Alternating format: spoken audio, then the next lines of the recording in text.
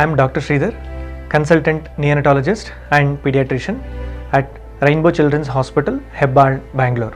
Today I am going to talk about not so uncommon and a very important disease that can present at birth in newborn babies called congenital hypothyroidism. Basically, it's a disease of thyroid gland wherein newborn babies are born with this condition and they are not able to produce thyroid hormone, which is very essential for the brain growth and development of these young babies. What is important is, although newborn babies can be born with this condition, most of the times they do not have manifestations because of this disease at the time of birth.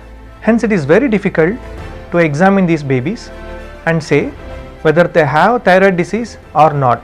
By the time this disease manifests clinically, it will be several weeks to months, and starting treatment at this late stage does not always lead to the best outcomes. So it is very important that every newborn baby is screened for congenital hypothyroidism by doing a simple blood test. This blood test is usually done 48 hours after birth, often as part of newborn screening program, and based on this test report we can safely tell whether the baby has thyroid disease or not.